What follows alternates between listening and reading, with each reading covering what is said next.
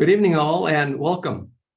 I'm Patrick Hamilton, the museum's Director of Global Change Initiatives, broadcasting live from the eastern end of my dining room table. It's my great pleasure to host you for this evening as we explore policies and practices that should guide our actions for Earth. Thank you very much for supporting this important new initiative for the Science Museum. And thank you for showing up on this green and verdant spring evening. We have an exciting program for you this evening. My only regret is that we are not gathering in person, not yet anyway, but I'm glad to see you all here tonight. Just a reminder that we are recording this program and that you'll be muted for the duration of this event, but you will have a chance to share your questions out during the Q&A later on. Before we begin, I want to share a big thank you to our presenting sponsor this evening, Biotechnic, which has prepared a short message about its sustainability initiatives.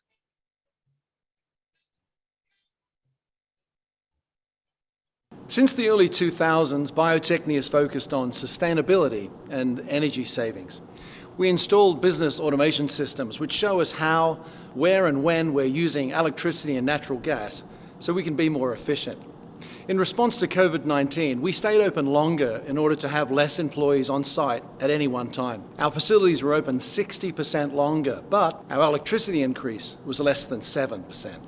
That's great for Biotechnic, and that's great for the world. Thank you, Biotechnic. And I also want to acknowledge our program sponsor this evening, Mutual of America, and also to acknowledge all of the Action for Earth advocates that made this evening's program possible. I'm glad that we can share this virtual space for conversation and learning. And to kick off our time together, I want us to enjoy conversations with some of the museum's scientists and thinkers. They'll be sharing their unique insights and perspectives about climate change in our themed breakout rooms, made possible in part by Anderson Windows and Doors and HB4.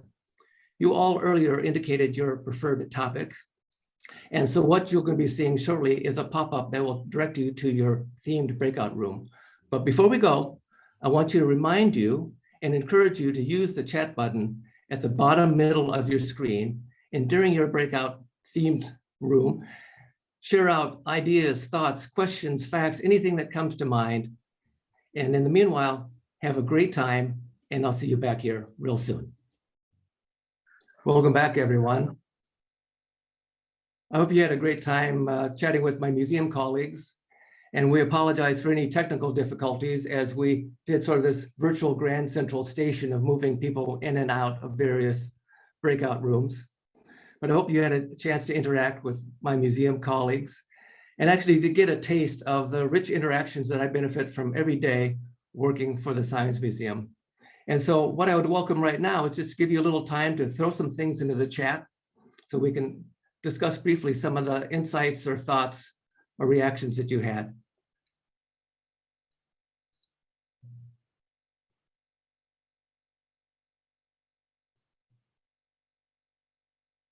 Yes. The Science Museum bison came from St. Paul. Yes, and also the giant Pleistocene beaver in the Mississippi River Gallery also came from St. Paul. It was discovered under a ledge that had collapsed near Hidden Falls down in Highland Park. Very cool. We can check that out the next time you visit the Science Museum. How do you decide which science projects to work on? Well, it depends if you're a scientist, if you're an exhibit developer. There are different teams that work on different kinds of issues to reach the consensus as to what kind of issues we were working on. Yeah, aren't diatoms amazing? These living pieces of glass that can provide us incredible insights into our past world and also current water conditions.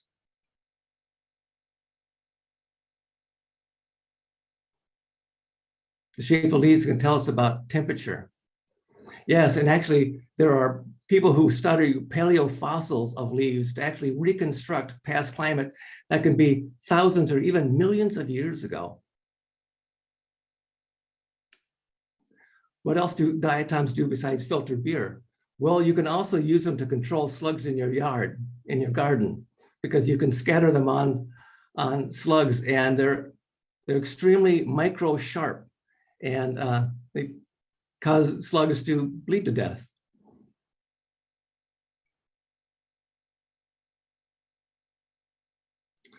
All right, everyone. I really appreciate it. I really hope you enjoyed your time in our themed breakout rooms.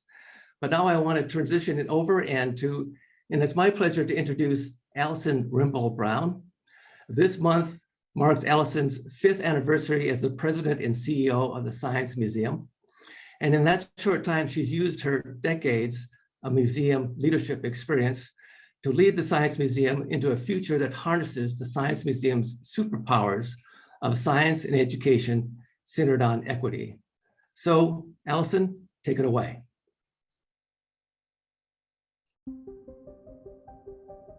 Good evening. I'm Allison Rimbault-Brown, President and CEO of the Science Museum of Minnesota. On behalf of the trustees and staff, thank you to everyone watching tonight. And thank you to our sponsors for supporting our museum. I hope you look forward to tonight's event as much as I do. While we are still virtual, I'm also hopeful that thanks to science, we will gather together safely again soon. We postponed this event from its original date amid extraordinary challenges in our community. 2020 was a year of trauma, and that trauma has continued, especially for those who are Black, Indigenous, and people of color. As we awaited a verdict in the trial of Derek Chauvin last month, we witnessed the death of Daunte Wright and wrestled with the continued losses of Black men and women at the hands of police.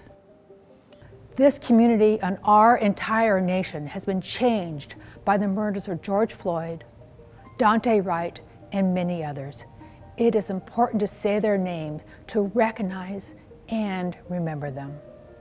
We need to recognize where we come from, and it is essential to acknowledge that the government took the land the museum is on from the Dakota people. Just as we commit ourselves to racial justice, we must also commit ourselves to climate justice. The two are closely linked. Our individual and local actions affect the collective life of all species on the planet, including humans. The power of a few can imperil the lives of many. Our newly adopted statement on global climate change states our commitment to sharing both the science of climate change and solutions to help mitigate it. It also illuminates how climate change has the greatest impact on those who can least afford it. This updated statement joins our other foundational statements on evolution and equity in guiding every aspect of our museum work. We are pleased to have you be among the first to see it. Science Museum staff are actively helping us understand our changing climate. In addition to the work you experienced during our breakout sessions, here are just a few more examples of climate science at work at our museum. The beautiful microscopic life you see on tonight's materials are diatoms, an algae with shells made of glass. Our own Dr. Mark Edlin has discovered 3 new diatom species in the past year. Diatoms have been around for almost 200 million years, and the oxygen they produce make every 4th or 5th breath you take possible. They are sensitive to environmental change, and studying them helps researchers understand our changing climate. In 2020, scientists at the St. Croix Watershed Research Station documented one of the largest harmful bacterial blooms ever recorded on Lake of the Woods. That data they collected will help us improve water quality and protect the places we treasure for generations to come.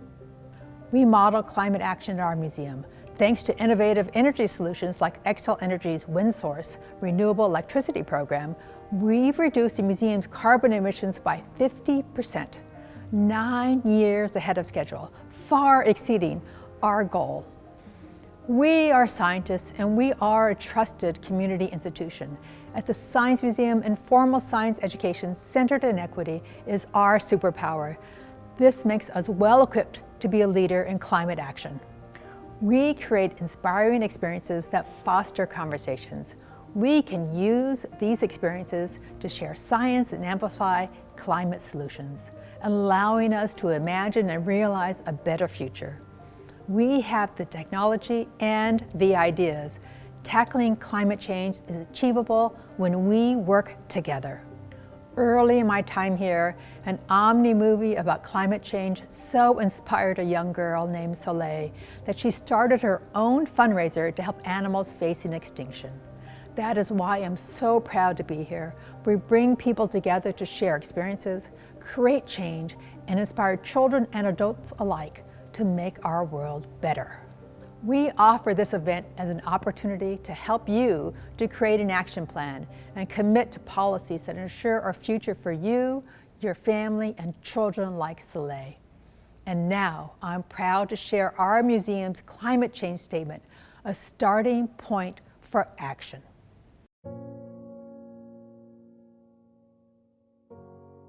Human-caused climate change is real, and activities such as land use, the burning of fossil fuels, and the clearing of forests are largely responsible for the greenhouse gases that are warming and destabilizing our climate. These changes place great stress on our ecosystems, even here in Minnesota. They affect all of us, and they disproportionately impact communities of color, women, Indigenous groups, and people with limited wealth. Tackling climate change is achievable. Remarkable innovations in how we power our society, raise our food, manage our forests, and sustain our fisheries have already demonstrated powerful benefits. We inspire learning by sharing data, evidence, and stories from diverse perspectives, especially those of Indigenous cultures.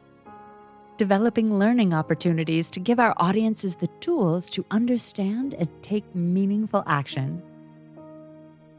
We inform policy by encouraging policymakers, businesses, and community leaders to make evidence-based decisions. We will lead by example, improving our own climate action work while advocating for climate-forward policies on local, national, and global scales. We improve lives. We embrace climate justice and center the needs of those most impacted by climate change.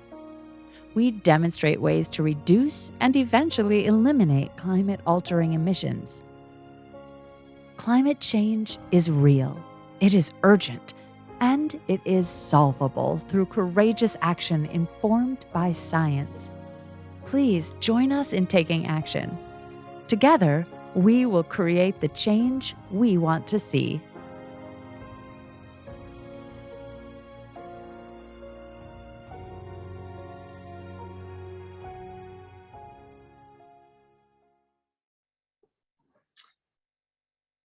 Thank you, Allison.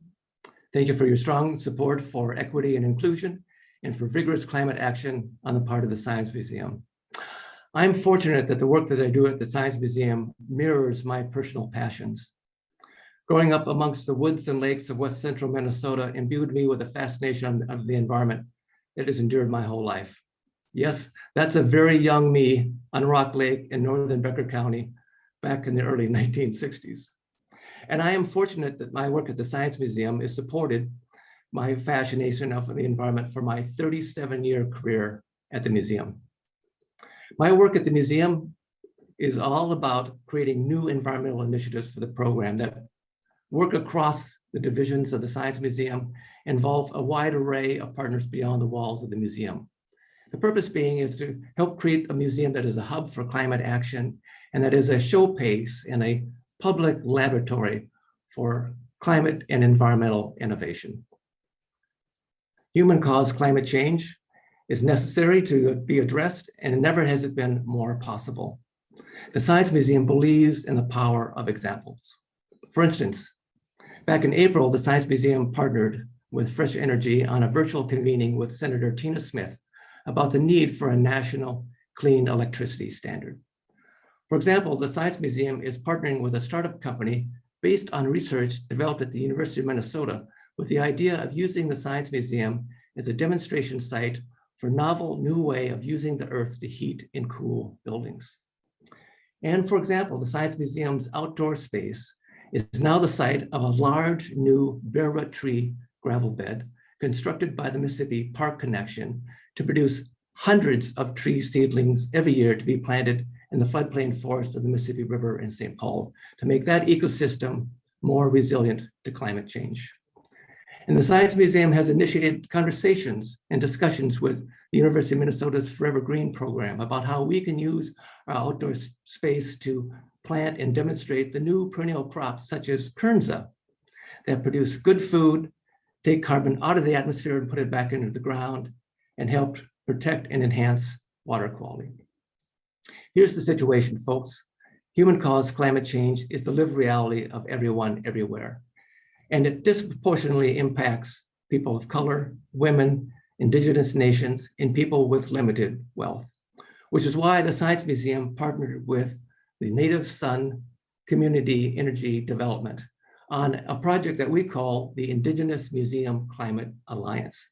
This is a proposal currently pending with the National Science Foundation that would use the power of convening to help the Red Lake Nation in northern Minnesota better grapple with the climate crisis at hand.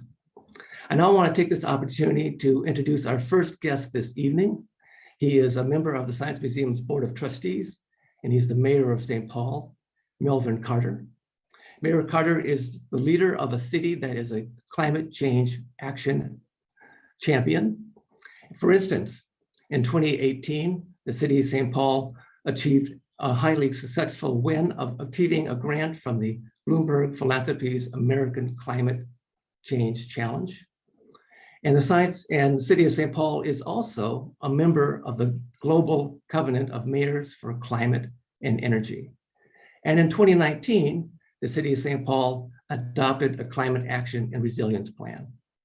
Thank you very much for being here with us this evening, Mayor Carter. The floor is yours. Hi, I'm St. Paul Mayor Melvin Carter.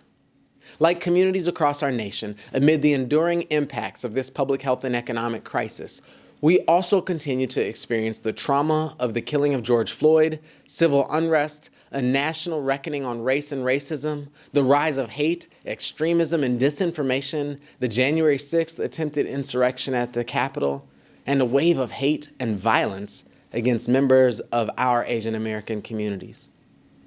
And in the middle of all that, we're also now experiencing the trauma surrounding the tragic killing of Dante Wright in Brooklyn Center, further traumatizing our entire community, nation, and world. Even as we work to respond to these many crises today and look toward rebuilding from this pandemic, we face the harmful impacts of our climate crisis. Unfortunately, this is nothing new. We have been experiencing the impacts of this climate crisis for many years. We've seen warmer winters, more frequent and more severe weather events leading to more frequent floods, rock slides, downed trees, and freeze-thaw cycles that are hard on our streets and infrastructure.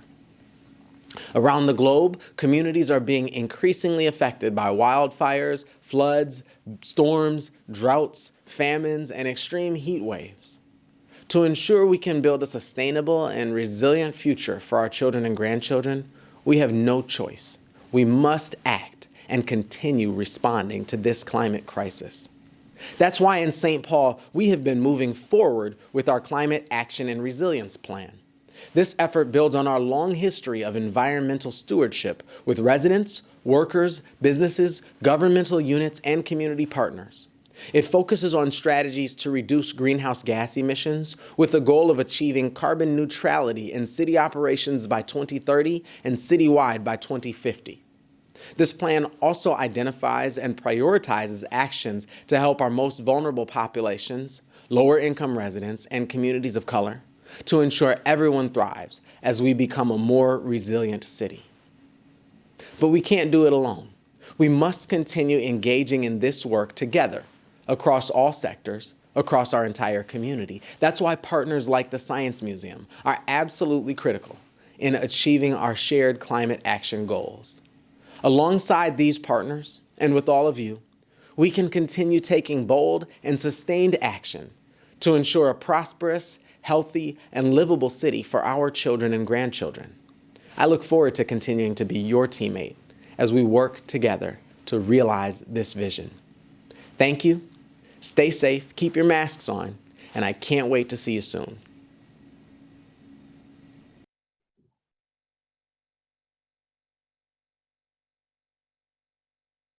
Good evening.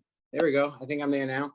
Good evening, everybody. Thank you so much for joining this evening, and thank you so much for your support for our work here locally. This work is so important. As our wonderful guest just spoke and said, it's funny. I've never had to follow myself in giving comments on something, but it's an honor to be here. It's an honor to be here in support of an organization that I've known really, really well since I interned for the Science Museum when I was about 15 years old. And actually before that, when I was going to the Science Museum as a young person, having seen the trajectory of our Science Museum, I get a chance to see the future trajectory as well. That's just as big and imaginative as everything that we've already come through. I'm really proud to be a board member at the museum and also to highlight our city level partnerships to inspire climate action. And now we're going to take this conversation to a global level with our featured speaker tonight. Dr. Ayana Elizabeth Johnson is a marine biologist, policy expert, writer, and Brooklyn native. She's co-founder of the nonprofit think tank Urban Ocean Lab, co-director of the climate initiative, the All We Can Save Project, and also co-host of the podcast, How to Save a Planet. Her mission is to build community around climate solutions, and it is my honor to virtually welcome to St. Paul, Dr. Ayana Elizabeth Johnson. Thank you so much for having me. Thank you for being here. And what an honor to be introduced by the mayor. Well, it's even more of an honor to have the opportunity to introduce you and have you here. Thank you so much for all of your work and everything that you do. My pleasure. It is wonderful to have Dr. Johnson back in the Twin Cities. I and other museum staff members attended Dr. Johnson's virtual Westminster Town Hall Forum back on January 28th. And we were so impressed that we vowed to invite her back to the Twin Cities, and I am delighted that she's able to join us this evening. And I just want to give a reminder to all of you that are watching that you can please share your questions for Dr. Johnson via the chat. That's the button at the bottom in the middle of the screen. And our moderator will then share them with me. But I'm going to get the ball rolling. And I'd like to ask Dr. Johnson to please describe your inspiration for how you do this work in climate activism. I think this is going to sound really cheesy, but it's love. Like that is the only thing that can keep you doing this work day after day. I think if it were like spite or hatred of fossil fuel companies or something like that, it would sort of eat you alive. But I just fell madly in love with nature as a child, with the ocean and all of its wonders in particular, with gardening and trees. I wanted to be a park ranger. I wanted to be a marine biologist. Like I wanted to make a life where loving the natural world would somehow pay my rent. And as I learned how threatened all these things I loved were, that is what motivated me to do this work, as well as just a deep commitment to what I did not know then is environmental justice, because my dad is from Jamaica. He grew up there, until he was in his mid-20s and moved to New York. And he grew up with a healthy ocean and coral reefs and tons of fish. And by the time he moved here, that was already starting to change. By the time I was born, those reefs were a shadow of what they had been when he was born. So I think there's a part of me that is really committed to the cultural importance of conservation, right? You lose so much when you don't have the ecosystems around you upon which your culture and traditions are built. And I can tell from the videos and announcements that you shared before I popped on the screen that that's something that the Science Museum understands too, right? The importance of bringing Indigenous wisdom to bear and those collaborations in this work around climate. When I was a kid up in Moorhead, Minnesota, I was absolutely fascinated by insects, just loved collecting insects. They're so cool. I know. And I actually, a neighbor of mine, we developed the bug club, and we would actually sell insects to high school students that had to put together collections for their senior class in biology. But then, I love that. Back when cities still fumigated with DDT. And I remember suddenly the next morning how strangely silent it was in the neighborhood. and I'd go out searching for insects, and they weren't there. So thank you for your We're love. seeing that now with like the 17-year cicadas may not be emerging here in New York on Long Island, just because the habitat has been so deeply disrupted. And that work on raising that awareness about the possibility of a silent spring that Rachel Carson did, she was my first inspiration to see like this solitary woman just trying to understand how nature worked, how humans were messing it up, and really advocate for policy change as part of the solution.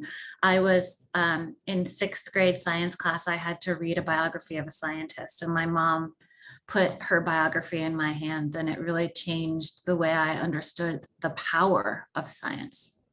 Yeah, I also read that book when I was in high school. It wasn't part of an assignment, but I just remember rushing from the living room and finding my mom and saying, can you believe this is actually happening? That these incredibly powerful poisons are just being spread wantonly across vast landscapes. Yeah. So I've worked, I don't know if you heard this, but I've worked for the Science Museum for 37 years, a long time. And I would love to get your outside perspective on what you would like to see science and natural history museums, what kind of role that you would like to see them play in the issue of climate change. There's one thing that you've already mentioned, which is the power of convening. I think it's an underappreciated power. The opportunity of a museum as a place that just wants to share information about science and the way the world works, to bring together different stakeholders, different perspectives, and really have a deep exchange of ideas in the context of a science museum, I think is really exciting. So I know you're already thinking about this, but I just want to endorse what you've already said. And maybe there are ways to, more deeply embrace and expand upon that part of your work. The other thing you said that really struck me was that climate is now the context for everything.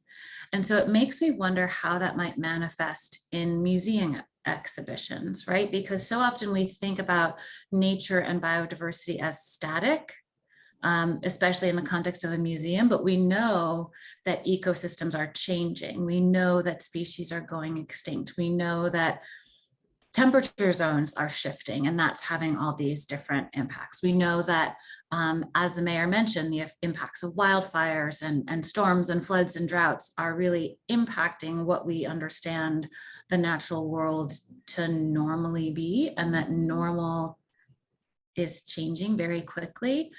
So it just makes me wonder if there are ways to, of course, this is a hard question to answer when I haven't been to your museum. Maybe you're already on top of all of this. But it feels like a moment where we need the ways that we convey information to be much more dynamic. And I'm not a fan of just like putting a bunch of screens everywhere. So that's not what I'm getting at, but some ways that we can honor and mark the weight, the heaviness of these changes, while also using that as, the things we love, the inspiration to do the work to make sure they stick around. I think that you raised this issue of how quickly things are changing, and therefore how dynamic museums need to be in order to keep abreast of issues.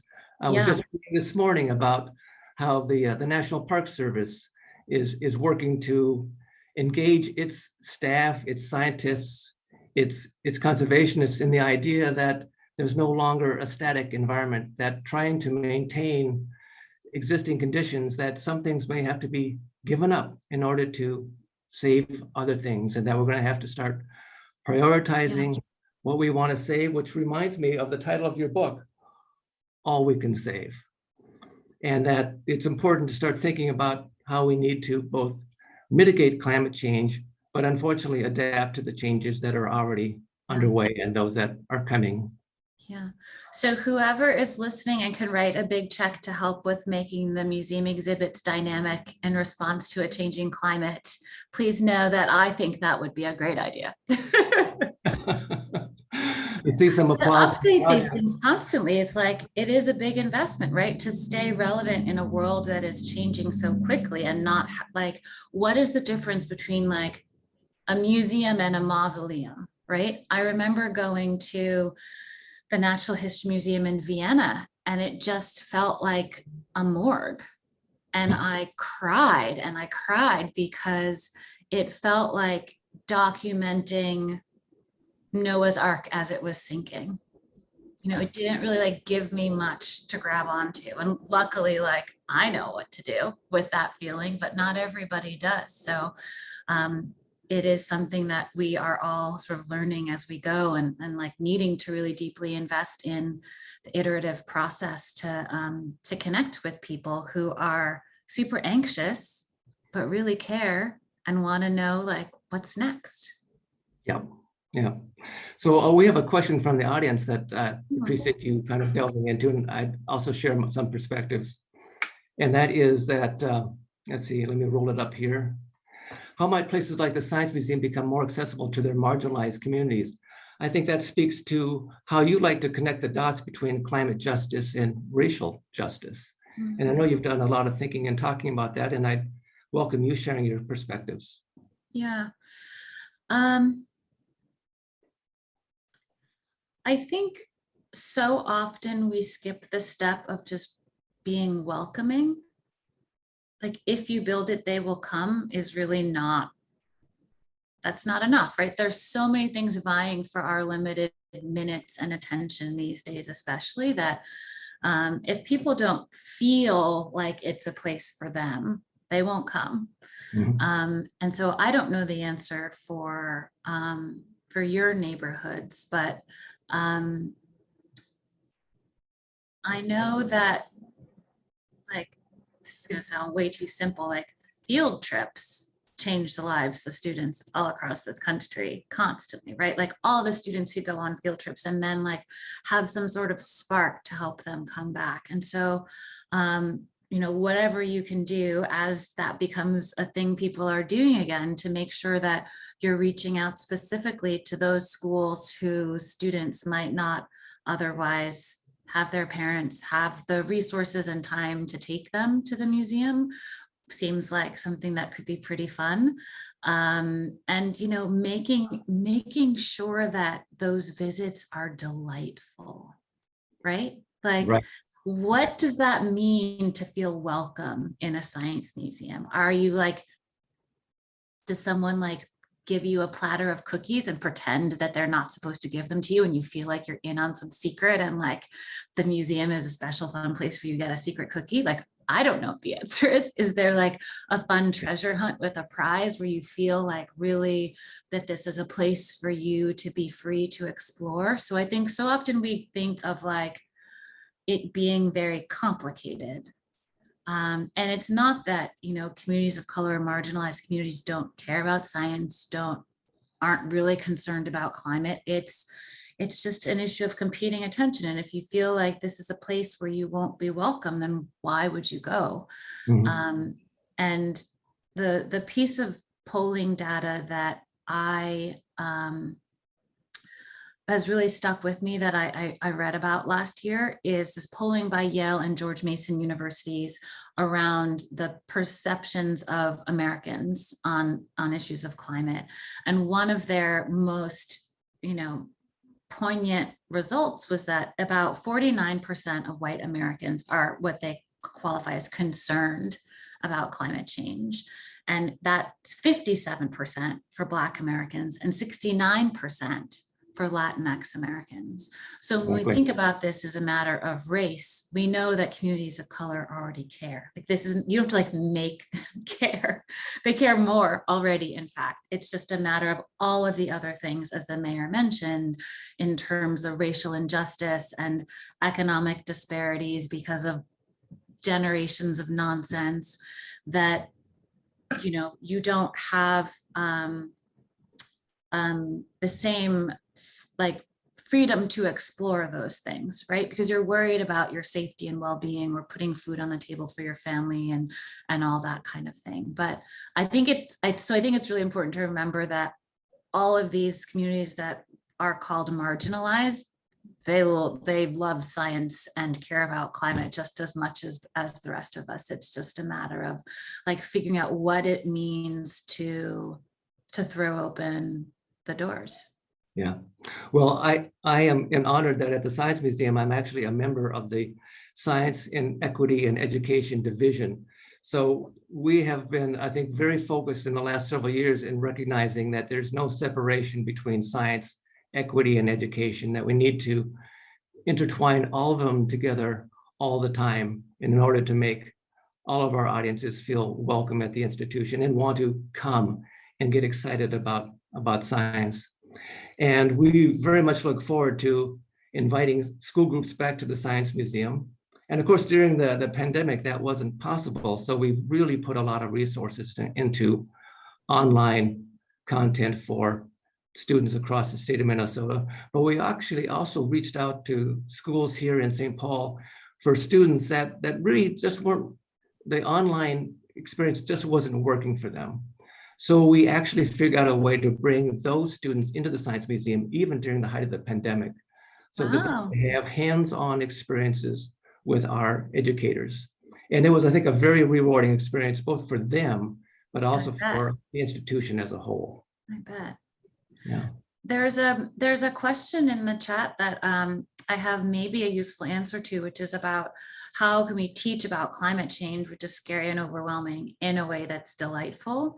And that is such an important question, because if you just make it depressing and scary, of course, like people don't really want to deal with it and shut down. And so for me, I think people need to understand the like how high the stakes are, right? Like if we don't do anything, if we keep going the way we're going, it's really going to be bad.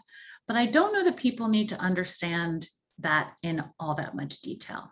Right? You can kind of like gloss over the problem, make it clear that there is a problem that needs to be addressed, or bad things will happen. But when I talk about climate, that's usually like 1% of the things I talk about, because the exciting part is that we have most of the solutions we already need, right? We already know how to transfer to renewable electricity. It's just a matter of how quickly we're going to do it. We already know how to transform transportation. I mean, Ford finally made an electric F-150 this week, right? Like once that sort of iconic pickup truck shift starts to happen, you're like, oh yeah, this is something that's shifting. We know how to change agriculture in ways that make it more regenerative and absorb carbon instead of emitting it. We know how to change our buildings to make them more efficient and use less energy. We know how to start to shift manufacturing. That's actually one of the harder things. Shipping by ships is one of the harder things. But for most of it, we don't actually need even new technologies. We could get like 95% of the way there just with what we have now. And to me, that really like throws open the doors for people who have not seen themselves in this work, right? So often we talk about climate as if it's a thing for scientists, or maybe for policymakers, or maybe for protesters, but really it's something that everyone can contribute to, right? Because we need to transform all sectors of the economy in every single city, town, and rural area across not just the US, but the world. So the question then becomes like, how can each of us contribute? And to me, that's a really like positive way to think about it. Like, what are you good at, and how can you offer that up in service of climate solutions? And you can offer, because you're probably good at many things, you can offer up the thing that you actually like doing too, not like, I hate mechanical engineering, but I guess that's what we're gonna do. Like, no, if you love agriculture, you can do that instead, because we need it all. It's an all-in society approach. It reminds me that several years ago, the Science Museum retrofitted the museum for advanced heat recovery, to basically recycle and reuse heat energy that we were throwing away. And yes, it saved us an enormous amount of energy and money, and therefore carbon pollution. But what I remind people is that we helped employ the factory workers, the truck drivers, the riggers, the electricians, the pipe fitters, all these other skilled tradespeople to retrofit one building. And imagine if that was multiplied across the United States. So I agree with you. There's an enormous amount of, I think, optimism and work ahead of us. And just, last year, all the investor-owned utilities in Minnesota announced that they are shutting down all of their coal-fired power plants by 2030. So we are on that road. We just need to accelerate our pace, which is why back in March, the Science Museum signed up for 100% renewable wind electricity. I love how science museums, obviously, notably including yours, are really leading on this, right? I think science museums can lead by example. You can say, like, we understand the science. We understand how fast this transformation needs to happen, and we're going to show you what that looks like.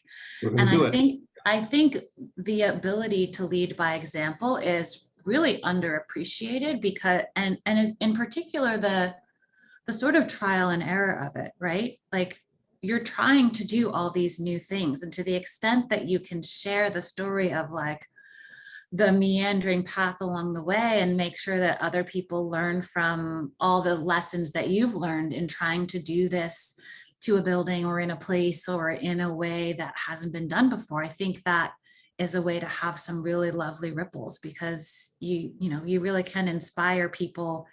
This sounds dull, but like with the practicalities of like, but how do you actually do something that big, right? How do you explain it and inspire others to follow your lead?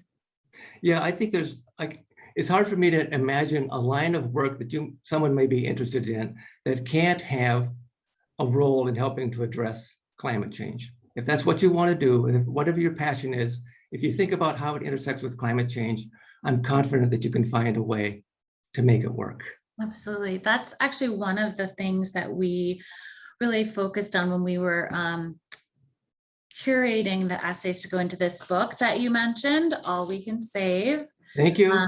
The subtitle is my favorite part, which is Truth, Courage, and Solutions for the Climate Crisis. Not like depressing facts for 400 pages about the climate crisis. And because we wanted to show that it takes all these different skills. So there are essays in there from women leading on all different facets of climate work, from farmers to NASA climate scientists, to soil scientists, to supermodels, to artists, to frontline activists. Tara Hauska, who does pipeline protest work in Minnesota, who's up there now with the Line 3 pipeline. She has a beautiful essay in the book explaining why and how she's doing that work.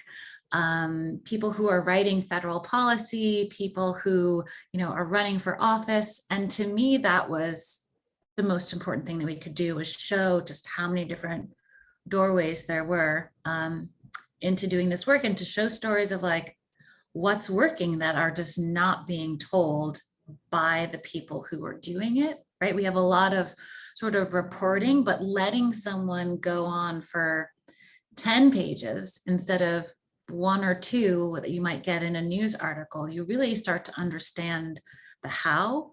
And I think we're all pretty clear on the what, people who think about climate, like what actually needs to happen, but the how, like how do we collaborate? How do we bring people along? How do we explain this stuff? How do we go fast? How do we go big enough? I think those are questions that we really need stories to help us understand. So we have a question from Russ Stark, who is the Chief Resilience Officer for the City of St. Paul. Oh, good. And he says, I do climate work for Mayor Carter, and I get the question all the time, what can I do as an individual? When you talk about climate, how do you balance the fact that we need big changes, and yet there are oftentimes, let me scroll this down. And how do you balance the fact that we need big changes with oftentimes people wanting to start with their individual action? I love this question, and I used to hate this question because I didn't have a good answer to it. And I feel like I have a better answer now. So I think we too often have this dichotomy between what can we do as an individual and like what can we do as a city or a nation or a nonprofit organization. There's a lot in the middle there, right? It's like, what can we do with a small crew? Like if you find 5, 10, 20 people you can get together with, huge things can change. As someone who works for the city government, Russ, I'm sure you know that like when 20 people keep showing up to your community meetings with a really strong opinion, they get listened to, right? If you have even 20 people organizing for more bike lanes or for better municipal composting or whatever the thing is, like that can be really powerful and transformative. There's a woman Kate Knuth, who wrote an essay in the book, which talks about this term climate citizen. Like, what does it mean to be a climate citizen? How do we think bigger than ourselves about our ability to make change? And to me, that's all about collaboration. But more specifically, I encourage people to think about their potential role in terms of a Venn diagram. So imagine 3 overlapping circles, and the first one would be, what are you good at? What skills, resources, magic are you bringing to the table? And the second one is, what part of this do you want to work on, right? There are, as we discussed, like all these different aspects to climate work, all these different solutions on the table. Which one do you want to focus on? Because like none of us can do them all at the same time. And then the third is, what brings you joy? Like what gets you out of bed in the morning? Like what will keep you going? And I think we don't talk about that part often enough. We just sort of assume we have to be miserable to do this part. But Patrick, as you know, like there are delights to be had in this work. And so I just encourage people to figure out like what is at the epicenter of that Venn diagram for them? Like what is the unique and valuable thing that they can contribute? Because often we ask everyone to do like the same things. And that's a missed opportunity, because while we can all, march or vote or donate or spread the word, I think so often we get sucked into worrying about our own carbon footprint and our own amount of waste. And I do my absolute best to minimize those things too. But if that's all I focused on, like that would be sort of silly. So I think we need to not get totally obsessed with ourselves, our individual impact on the world, like in an inward looking way, but instead think about like how many beautiful ripples we can make and who's the team of people that we want to collaborate with, who's your kind of climate squad. Exactly. I know that we have a very small window of opportunity of time with you this evening, and I just want to give you an opportunity to give a quick final thought, remark before you head out to, no doubt, other commitments. I love science museums. And so this is really a treat for me to be a part of this and to support and cheer on your work.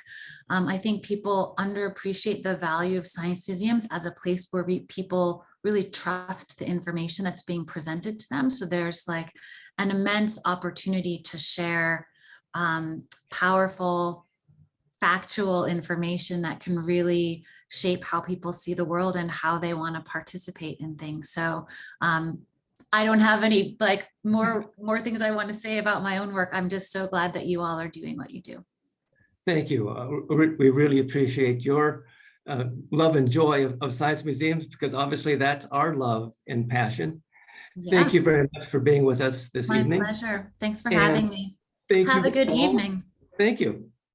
And thanks to all of you for being with us tonight. And a special thank you to our presenting sponsor this evening, Biotechne. And I just want to let you know that tonight is the official launch of the Science Museum's Action for Earth campaign. You make the work of the Science Museum possible. So I'd hope that you would think about giving a gift to the Science Museum of Minnesota this evening to advance its work on climate action. And I hope that you will continue to frequently visit the Science Museum online, and especially visit the Science Museum in person now. And as our new statement on global climate change says, together we will create the change that we want to see. And I would just like to finish up and leave you with a thought of my own, which is that never has it been more necessary to act on climate change, and never has it been more possible. So thank you very much, and good night.